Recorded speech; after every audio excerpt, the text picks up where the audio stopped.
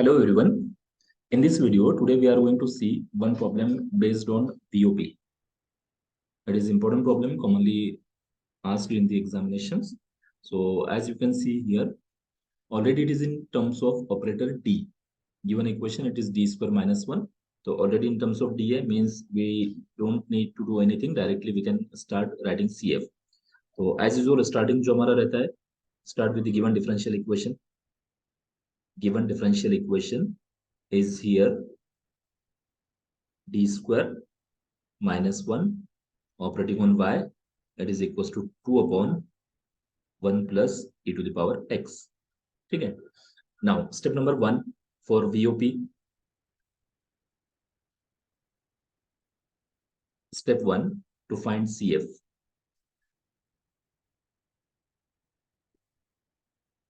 अभी CF find करना है तो for that we need auxiliary equation. So its auxiliary equation is given by f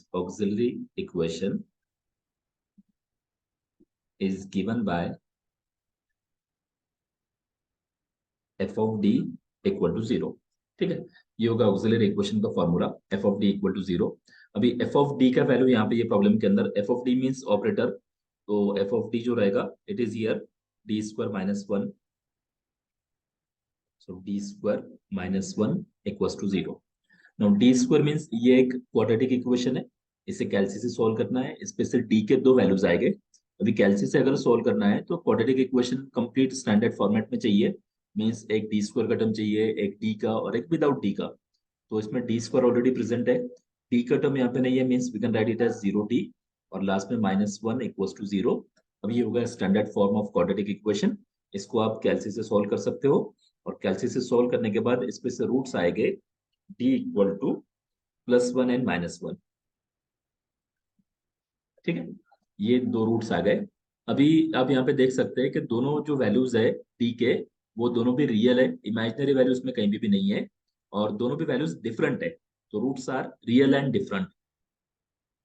so roots are real and different. तो फिर real and different roots के लिए CF का फॉर्मूला हमें यहाँ पे अप्लाई करना है. तो CF it is equal to first root के लिए C1 into e to the power 1x plus second root के लिए C2 into e to the power -1x. ये हो गया हमारा यहाँ पे CF इस प्रॉब्लम के अंदर. ठीक है. So we got the value of CF. अभी CF आने पर हमें यहीं पे स्टॉप करना नहीं है. CF आने के बाद हमें इससे स्टैंडर्ड फॉर्मूला जो CF का VOP के अंदर है उससे कंपेयर करना है and we have to get the values of y1 and y2. So comparing it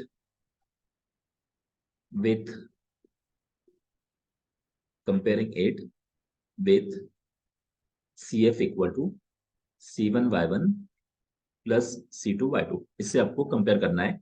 अभी कंपेयर करके यहाँ से y1 और y2 के वैल्यूज हमें लिखना है. तो अभी ये जो मैंने यहाँ पे स्टैंडर्ड फॉर्मूला लिखा है इसमें y1 क्या है पहले ये चेक करते हैं. तो y1 means coefficient of C1, ठीक है, and y2 means coefficient of C2. सो जो CF हमने कैलकुलेट किया उसमें C1 का कोएफिशिएंट है e to the power x. तो यहाँ से y1 का वैल्यू मिल जाएगा हमें e to the power x and y2 का वैल्यू मिल जाएगा e to the power -x. ये होगा coefficient of C1 and coefficient of C2. y1 it is e to the power x, y2 it is e to the power -x. ठीक है. अब जाके यहाँ पे हमारा स्टेप नंबर 1 कंप्लीट हो गया. अभी सेकंड स्टेप पे हमें जाना है. तो सेकंड स्टेप में हमें फाइंड करना है वैल्यू ऑफ W. रॉन्स्कियन हमें कैलकुलेट करना है. स्टेप नंबर 2 जो है, step 2 it is to find Wronskian. to find Wronskian, and Wronskian it is denoted by W and it is given by mod of y1 y2 y1 dash y2 dash. ये है Wronskian W का formula. अब इसमें y1 y2 y1 dash y2 dash ये सभी values हमें put करना है. तो पहले y1 y2 का वैल्यू पुट करो. y1 का वैल्यू है यहाँ पे e to the power x, y2 का वैल्यू है यहाँ पे e to the power -x. अभी नीचे के रो में इसके डेरिवेटिव्स लेना है. तो e to the power x का डेरिवेटिव तो एज इट इज रहेगा e to the power x और second e to the power -x का डेरिवेटिव आएगा e to the power -x into again derivative -1. ये हो गया y2 डैश. ठीक है। अब ये 2/2 का मॉड हमें सोल्व करना है, तो 2/2 का मॉड सोल्व करना हमें ऑलरेडी आता है। डायगोनल एलिमेंट्स को पहले मल्टीप्लाई करना है, तो diagonal elements e to the power x into e to the power minus x, इनको मल्टीप्लाई कर दो, तो e to the power x into e to the power minus x into -1 as it is. ये हो गया multiplication of diagonal element. अभी non diagonal element को multiply करना है, तो नॉन डायगोनल एलिमेंट के बीच में ये माइनस, फर्स्ट वैल्यू है e to the power minus x into second value है e to the power x। ठीक है। अभी e to the power x into e to the power minus x, ये हो जाएगा e टू द पावर 0, ये -1 as it is, minus फिर से e to the power minus x into e to the power plus x, ये भी हो जाएगा e to the power 0। Means यहाँ पे ये हो जाएगा -1 फर्स्ट वैल्यू और -1 second value, because e to the power 0 का वैल्यू हमें पता है, इट इज इक्वल टू 1। तो -1 फाइनली w का वैल्यू यहाँ पे आ रहा है -2, that is the value of w, w equal to -2। Okay, तो यहाँ पे हमारा सेकंड स्टेप कंप्लीट हो गया, we got the value of w। अभी थर्ड स्टेप हमें स्टार्ट करना है। थर्ड स्टेप के अंदर हमें फाइंड करना है v1 और v2। ठीक है, तो स्टेप नंबर 3, v1 और v2। Step number 3 now, to find v1 and v2। तो पहले v1 का फॉर्मूला, v1 का फॉर्मूला है minus integration y2 into F of x upon w dx equals to. अभी हमें सॉल्व करना है, तो इसमें सबसे पहले 1 बाय 1 एक एक वैल्यू पुट करते जाओ, minus as it is y2 का वैल्यू पुट करना है। तो ये प्रॉब्लम के अंदर y2 कितना है एक बार चेक कर लो, ऊपर हमने y2 कैलकुलेट किया था, ये दिखा y2 यहाँ पे e to the power minus x, it is value of y2। और w का वैल्यू तो हमने लेकर आ गया, w इट इज -2, तो y2 it is e to the power minus x upon w it is -2 into F of x. अब यहाँ पे हमें capital F of x function का वैल्यू पुट करना है। तो ये प्रॉब्लम के अंदर capital F of x function, function means given differential equation का राइट हैंड साइड, तो गिवन डिफरेंशियल इक्वेशन का राइट हैंड साइड जो है it is function here, 2/1 plus e to the power x, it is the function.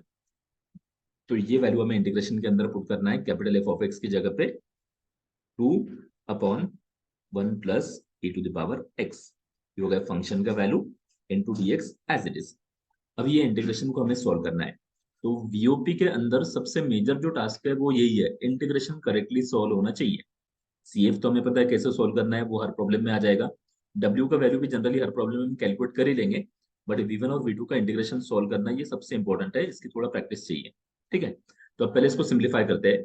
इसके अंदर पहले ये minus integration के बाहर का और माइनस ये अपॉन में 2 जो माइनस है ये कैंसिल हो जाएगा, ये इंटीग्रेशन के बाहर का माइनस और ये अपॉन में जो -2 है ये कैंसिल हो जाएगा, तो माइनस माइनस कैंसिल, उसके बाद ये 2 cancel, remaining term integration of e to the power minus x upon 1 plus e to the power x dx। अभी ये फंक्शन का इंटीग्रेशन, तो ऊपर जो एक्सपोनेंशियल टर्म है उसमें पावर माइनस है, e to the power minus x है, और नीचे जो एक्सपोनेंशियल टर्म है उसमें e to the power plus x है। मीन्स दोनों भी एक्सपोनेंशियल टर्म अलग अलग है, तो फिर हम यहाँ पे इसमें कोई सिंगल सब्स्टिट्यूशन करके इसको डायरेक्टली सॉल्व नहीं कर सकते। अगर दोनों भी एक्सपोनेंशियल का पावर अगर सेम रहता है तो फिर हम सब्स्टिट्यूशन से उसको सॉल्व कर सकते थे, बट यहाँ पे दोनों एक्सपोनेंशियल टर्म का पावर डिफरेंट है, तो ये डायरेक्टली सॉल्व नहीं होगा। तो फिर इसको हमें सिंप्लीफाई करना है।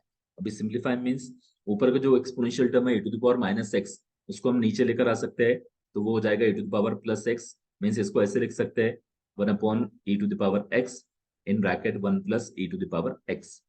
ठीक है, ऊपर के एक्सपोनेंशियल टर्म को मैंने नीचे लेकर आया, सिर्फ एक चेंज किया है।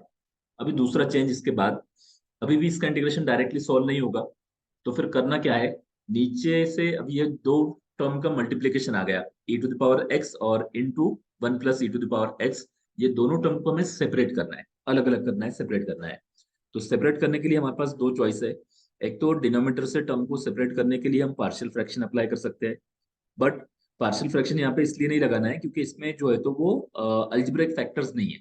अल्जेब्रिक फैक्टर अगर आते हैं तो पार्शियल फ्रैक्शन से सॉल्व हो जाएगा, जैसे x-1, x-2, x-3, इस टाइप से अगर फैक्टर है अल्जेब्रिक तो पार्शियल फ्रैक्शन से सॉल्व हम इजीली कर सकते हैं। इसमें एक्सपोनेंशियल टर्म है तो इसको पार्शियल फ्रैक्शन से सिंप्लीफाई सेपरेट नहीं कर सकते, तो फिर क्या करना है, इसको सेपरेट तो करना ही पड़ेगा। तो जैसे टर्म नीचे है वैसे ही सेम टर्म ऊपर हमें क्रिएट करना है, सो डैट हम उसको बाद में कैंसिल कर सकते हैं या सेपरेट कर सकते हैं। Means what I am trying to say, कि नीचे का जो टर्म है 1 + e⁻x, वही टर्म हमें ऊपर भी लेकर आना है। नीचे 1 + e⁻x है ब्रैकेट के अंदर, यही सेम टर्म हमें ऊपर लेकर आना है 1 + e⁻x। तो ऊपर 1 तो यहाँ पे ऑलरेडी है, इसमें सिर्फ +e⁻x और -e⁻x हमें यहाँ पे एडजस्ट करना पड़ेगा न्यूमरेटर के अंदर। सो एडजस्टिंग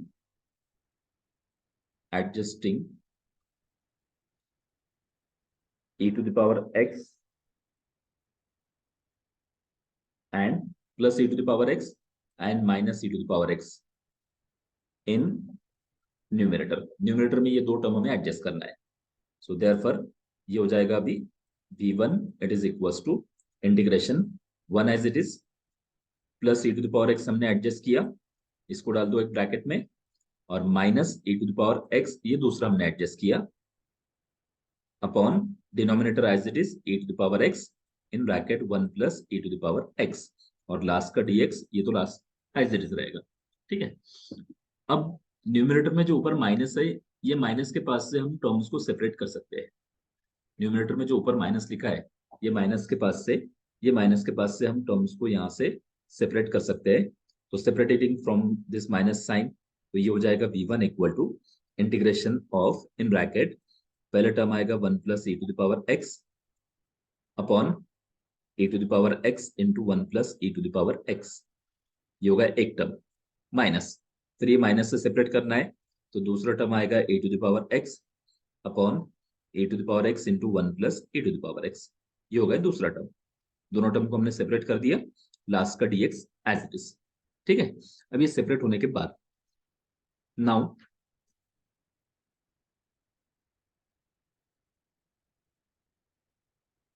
इसमें क्या कैंसिल होता है चेक करो। इसके अंदर फर्स्ट टर्म जो सेपरेट किया है, इसमें ये पूरा ब्रैकेट 1 + e⁻x कैंसिल होगा, ये पूरा ब्रैकेट 1 + e⁻x कैंसिल होगा। सेकंड टर्म में ये e⁻x, ये e⁻x कैंसिल होगा, इतना टर्म यहाँ पे कैंसिल हो जाएगा। रिमेनिंग टर्म्स हमें एज इट इज लिखना है, तो remaining terms it is equals to integration of 1/e⁻x first term minus 1/1 + e⁻x second term, bracket complete, dx। अब चेक करो, हमने ये जो न्यूमरेटर में डिनोमिनेटर के अंदर दो टर्म का मल्टीप्लीकेशन आ गया था, वो हमने भी यहाँ पे ब्रेक कर दिया, दोनों टर्म को सेपरेट कर दिया। ये ऊपर जो टर्म लिखा है यहाँ पे,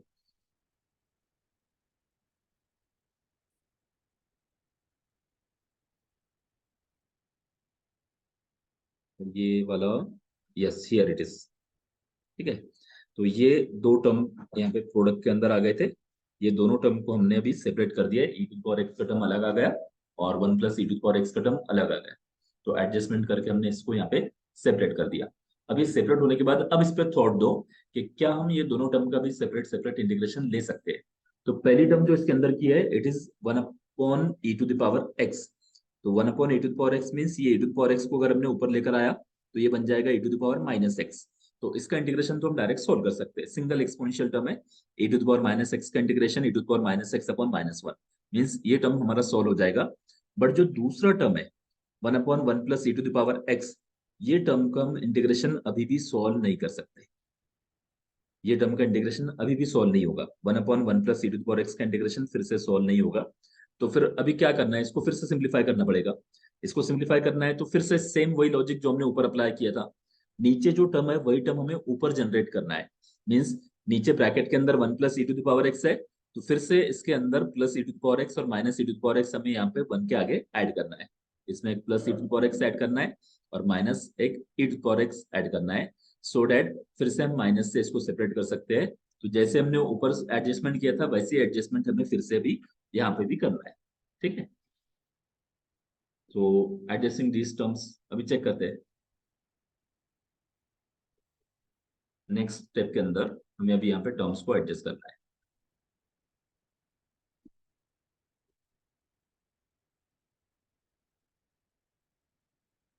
तो again adjusting e to the power x एक positive and e to the power x एक negative in numerator of second term. First term तो अभी हमारा डायरेक्ट सॉल्व हो जाएगा, सेकंड टर्म के न्यूमरेटर में हमें ये चीजें एडजस्ट करना है। So therefore v1 that is equals to integration in bracket 1 upon e to the power x, first term जो है ये बन जाएगा e to the power minus x minus ऊपर 1 ऑलरेडी है सेकंड टर्म में, इसमें एक plus e to the power x ये हमने डाल दिया और minus e to the power x ये दूसरा एडजस्ट कर दिया और अपॉन में ये as it is 1 plus e to the power x। ठीक है, मेन ब्रैकेट कंप्लीट और dx as it is. Now जैसे हमने ऊपर सेपरेट किया था माइनस साइन से, वैसे अभी ये सेकंड टर्म को फिर से माइनस साइन से सेपरेट करना है। ये जो माइनस यहाँ पे अभी दिख रहा है ये माइनस से इसको फिर से सेपरेट करना है। तो it is equals to integration of e to the power minus x first term minus, इसको फिर से एक ब्रैकेट में लो क्योंकि यहाँ पे हम दो अलग अलग टर्म अभी लिखने वाले हैं, तो इसको फिर से एक ब्रैकेट के अंदर डालना है। तो ये माइनस के पास से हमें इसे यहाँ से सेपरेट करना है, ये माइनस से। तो पहला आएगा 1 plus e to the power x एक ये bracket as it is upon 1 plus e to the power x, ये हो गया एक टर्म माइनस दूसरा term e to the power x upon 1 plus e to the power x, ये दूसरा term, ये bracket complete, main bracket complete, dx as it is that is equals to now simplified that is integration of e to the power minus x first term, minus को अंदर multiply कर दो, इसमें ये 1 plus e to the power x पूरा cancel हो जाएगा bracket और नीचे का 1 plus e to the power x ये भी पूरा कैंसिल हो जाएगा, तो रिमेनिंग रहेगा 1। फिर माइनस को सेकंड टर्म से मल्टीप्लाई किया तो माइनस माइनस प्लस ये e to the power x and upon 1 plus e to the power x, main bracket complete, dx as it is. अब हम इसमें के हर टर्म का सेपरेट सेपरेट इंटीग्रेशन सॉल्व कर सकते हैं। इसमें का फर्स्ट टर्म का भी इंटीग्रेशन सॉल्व हो जाएगा, सेकंड का भी सॉल्व हो जाएगा और अभी थर्ड का भी सॉल्व हो जाएगा। ठीक है, तो फर्स्ट टर्म, पहले फर्स्ट टर्म का चेक करो। First term e to the power minus x, तो e to the power minus x का integration e to the power minus x upon minus 1 और दूसरा टर्म माइनस 1, तो माइनस 1 का integration with respect to x लेना है, means that will be minus x. और third term में है e to the power x upon 1 plus e to the power x, तो अभी इसका इंटीग्रेशन अभी कैसे लेना है, मैं तो ये बोल रहा हूँ कि इसका डायरेक्ट इंटीग्रेशन आ जाएगा, बट डायरेक्ट अभी कैसे आएगा, एक हमारे पास स्टैंडर्ड फॉर्मूला है। स्टैंडर्ड फॉर्मूला ऐसा है कि integration of f dash of x upon f of x dx it is equals to log of f of x, it is the standard formula. नीचे फंक्शन चाहिए और ऊपर उसका डेरिवेटिव चाहिए, इस टाइप से अगर आता है इंटीग्रेशन के अंदर तो उसका इंटीग्रेशन होगा log ऑफ दैट फंक्शन। तो यहाँ पे नीचे जो थर्ड टर्म है, थर्ड टर्म में नीचे है 1 plus e to the power x, suppose ये हमारा फंक्शन। अब इसका डेरिवेटिव अगर लेना है तो 1 का डेरिवेटिव 0 और e to the power x का derivative as it is e to the power x, तो ये ऊपर का जो न्यूमरेटर है ये हो गया हमारा उसका डेरिवेटिव, नीचे का आ गया फंक्शन, ऊपर का आ गया उसका derivative. So we can apply this formula और ये फॉर्मूले के हिसाब से ये होगा log of f of x। ठीक है, तो ये फॉर्मूला हमें थर्ड टर्म के ऊपर अप्लाई करना है। So now take one by one integration,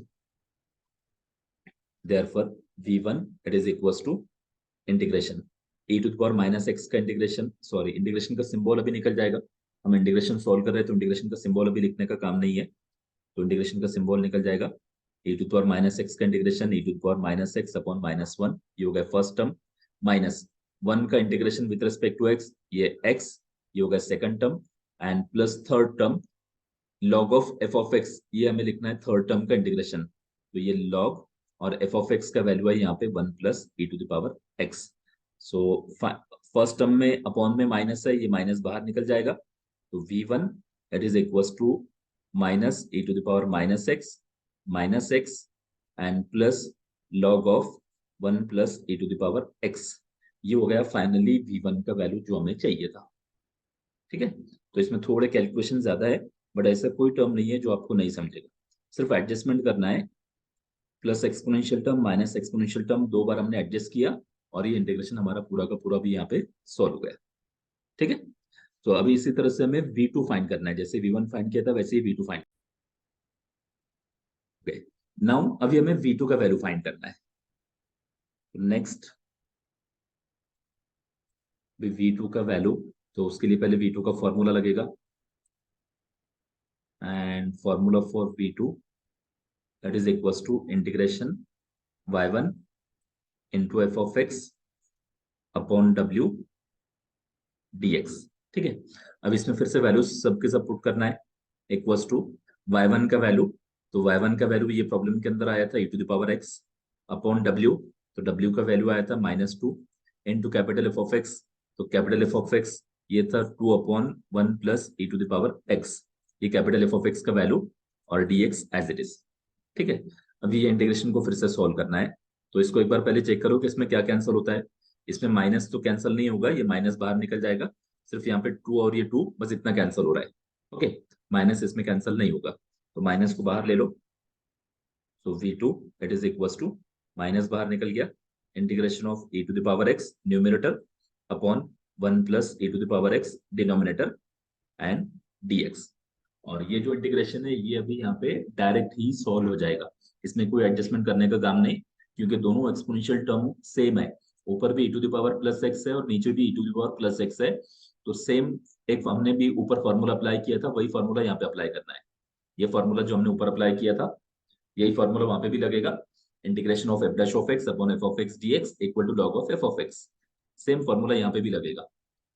एक बार फिर से वेरीफाई कर सकते हैं, फॉर्मूला जो है वो ऐसे है, integration of f dash of x upon f of x dx equal to log of f of x.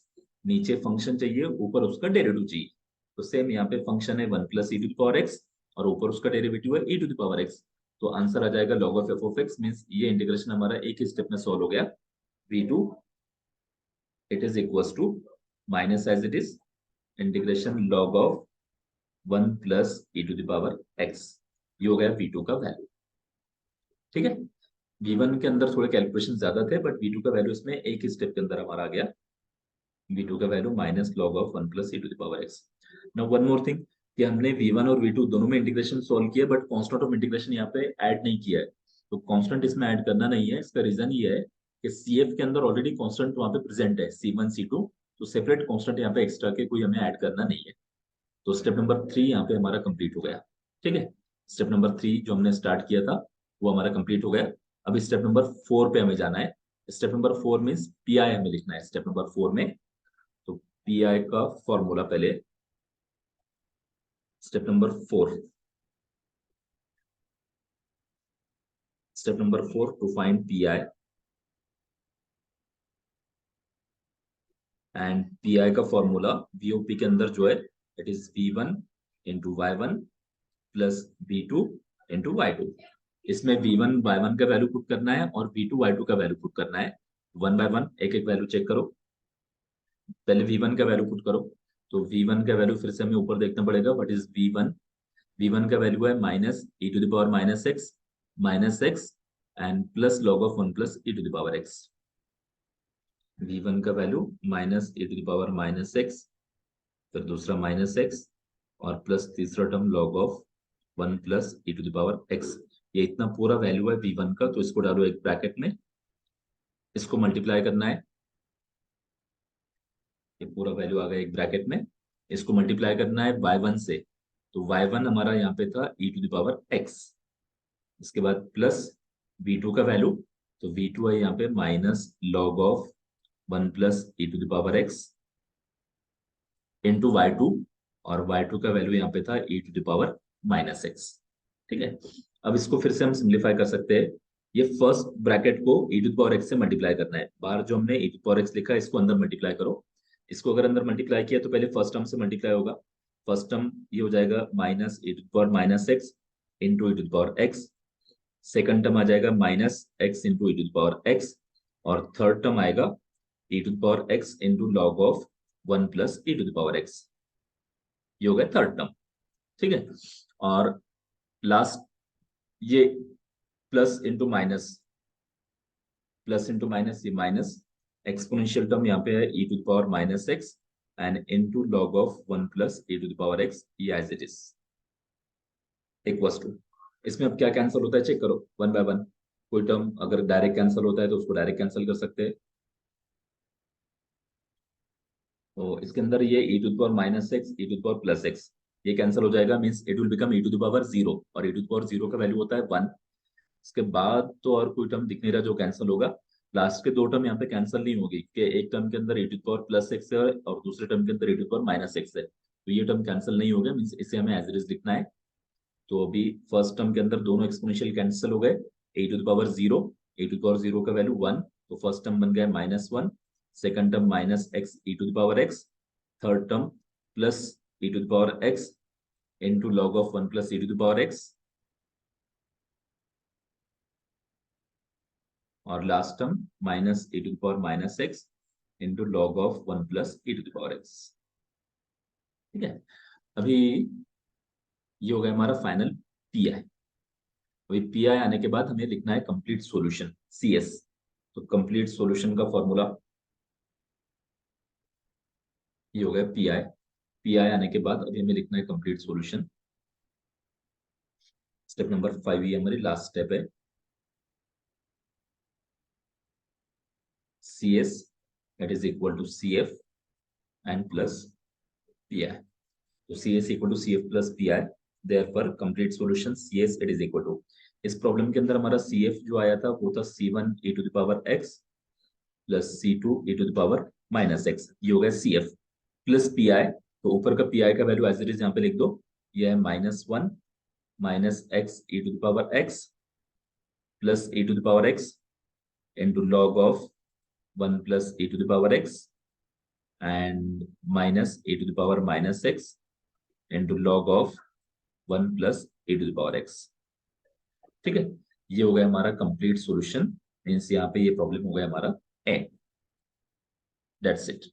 Okay.